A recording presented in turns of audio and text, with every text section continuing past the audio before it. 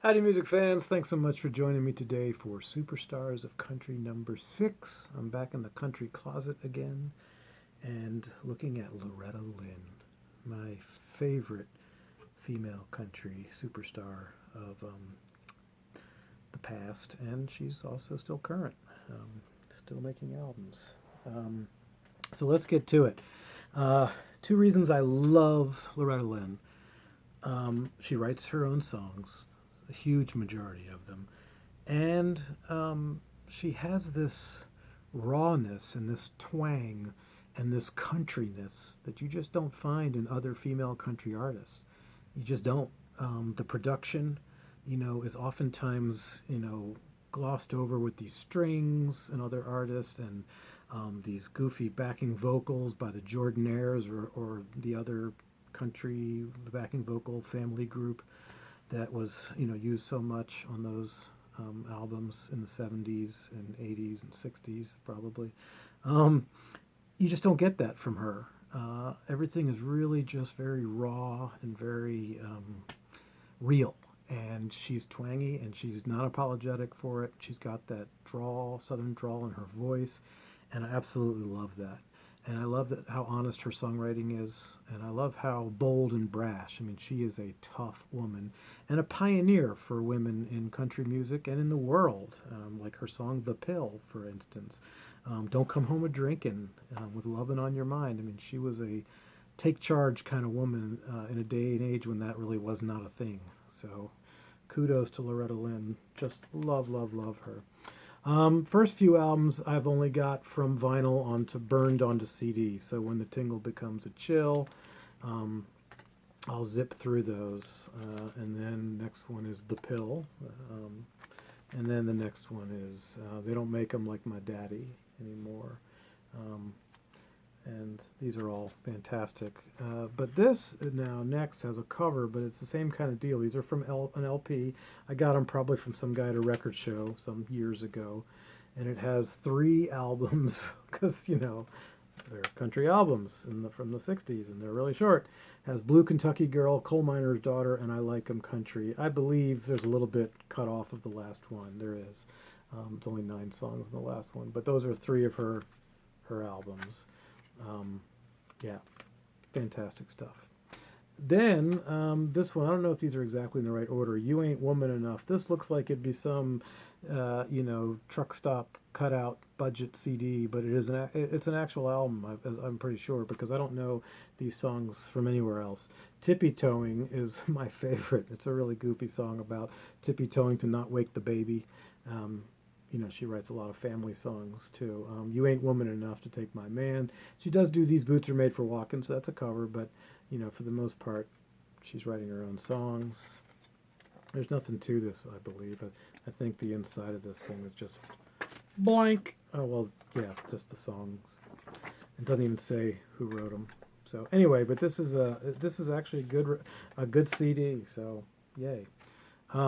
Next, we have one of these Raven reissues, 2 for 1. "Your Squaw is on the Warpath," and "Fist City." Fist City is one of her big ones, of course. Again, sticking up for, somebody trying to take her man. Yeah, great, great themes in her writing. Great, tough, tough female themes. "You ain't woman enough to take my man," and writes and wrote most of these. These have a bunch of bonus tracks as well, but lots of great songs. Yeah, "A Satisfied Mind," of course, that's an old country tune. So she does do some covers. "Kalijah's" old Hank Williams tune. "Harper Valley PTA." Was that Jeannie Seeley or forget who that was? Um, Anyway, "You've Just Stepped In from Stepping Out on Me." I mean, come on, these great, great country euphemisms. "Wings Upon Your Horns." Oh, God. Gorgeous song. "Don't Come Home a Drinkin' with Lovin' on Your Mind." Lots of great stuff. This is a live one from the Grand Ole Opry, and it's got 14 tracks on it. Not bad. I thought it would be something a little less packed. And it's actually pretty good sounding as well. It's got you can hear the crowd, you can hear the band, you can hear her. Pretty good even mix. It is a good live CD. Next is Conway Twitty and Loretta Lynn, 20 Greatest Hits. Of course, they did lots and lots and lots of duets.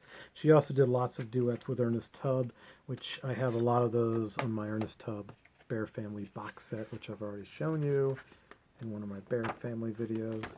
But lots of great stuff with Conway Twitty. You're the Reason Our Kids Are Ugly is a great one. After the Fire Is Gone, It's Only Make Believe, Picking Wild Mountain Berries. There's another one on here that Spiders and Snakes, As Soon as I Hang Up the Phone, Louisiana Woman, Mississippi Man. That's great too. But You're the Reason Our Kids Are Ugly. It's hilarious. Okay. This one is a later album, and I just had to have it because it's Loretta Lynn. It's not as good as her earlier stuff, but it's called Loretta Somebody Somewhere, and I found it in in Neptune Records, and it's got Coal Miner's Daughter and Hey Loretta and Fifth City and Me and Bobby McGee, but they're all different takes, or maybe it's live. Maybe that's what it is. Maybe it's live. It's something different. I wouldn't have bought it otherwise. It does have Patsy Cline's I Fall to Pieces, and of course they were very good friends. Patsy Cline really took her under her wing. Now we get to the cheesy looking stuff, certainly. Who Was That Stranger? And cheesy sounding as far as titles go. Who Was That Stranger? But these are actually not, this isn't too bad. I mean, it's a decent country album, actually. Certainly not as great as her 60s stuff, but and she's not writing as much. There's definitely a bunch of songs from songwriters. She wrote 2, it looks like, on here. But this actually is not a bad album. And speaking of which, here's another one of those. Still Country. And I guess that's kind of probably to Nashville or to the record industry. Although she certainly had her heyday in the 60s and early 70s. But this is another one. I think this one's not as good as the other one, oddly, because this one looks a little cooler. But I think this, The Blues Ain't Working on Me, On My Own, God's Country, I Can't Hear the Music, Country in My Jeans. This one, I think, yeah, she's making some comments on the current, at the time, country music industry and the music coming out of Nashville. Now this one is her big comeback, Van Lear Rose, with Jack White producing and doing some singing, and he might have done some writing with her on this, but she basically writes this album, and it's pretty autobiographical. That's another thing I like about her. She writes autobiographical like I do, so I can relate to that. But this album, let's see, duet with Jack White, and then let's see if it says, I guess it's going to say all at the end, maybe.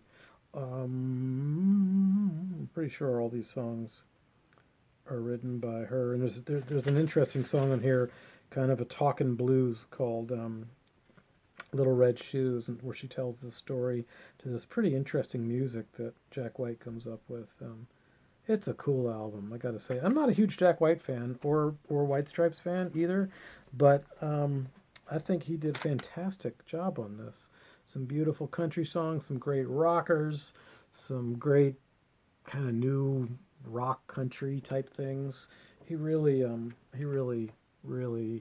brought her back into the forefront with this. It's got a lot of recognition, and it should have. Miss Leroy Brown, I think that, Mrs. Leroy Brown, I think that was a redo of hers. And then she did it again, Full Circle. This one I don't like as much, but I do like it. It's good. This one has a lot more covers and some redos. She redoes Fifth City on this one, and she does In the Pines.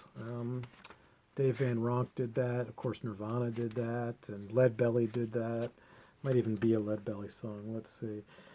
Whispering Sea, that's one of her old ones. And In the Pines, traditional, yeah. So she wrote a bunch of these. She does Always on My Mind and Blackjack Davy, which is a Carter family song. But yeah, I like it, but I don't think it's as strong as that other one. And then her most recent one, which came out in, oh good lord, 2014, does that say, or 2018, is called Wouldn't It Be Great? And this is another one. It's funny, she does God Makes No Mistakes, which she did on Van Lear Rose also, just 2 albums ago. And this one I think I liked better than this one, but not as good as Van Lear Rose. Oh, it does. This also has Coal Miner's Daughter and Don't Come Home a Drinkin'. That's always interesting when, like, what's the decision process going in there? You know, do I want to do I have this great new version going in my mind? Did I not do it well the last time I did it? Do I think I can do it better now? Does it need to be reintroduced to the public because it's been long forgotten? I mean, who knows? But anyway, that's my Loretta Lynn record CD collection. And last, I also have the documentary American Masters from PBS on her as well. Last, Honky Tonk Girl, the Loretta Lynn collection. This beautiful, beautiful 3 CD set, which I've had for a long time, pretty much since I got into her. As soon as I heard her, I just took off. I mean, I was getting into country then, I think. It was pretty early on in my getting into country days. And as soon as I heard that voice, I was like, that's what I'm looking for in that production. And like I said earlier, the fact that it wasn't glossed over and smooth and, you know, overdubbed too much with crazy strings and goofy backing vocals. And I mean, so much great music's been ruined by that stuff. But this is a wonderful 3 CD collection. It's got, boy, how many songs? It's got 23 songs, and then 23, so that's 46, and then 24, so that's what, 70 songs? 3 hours of music. Just a beautiful, beautiful collection. Highly recommend it.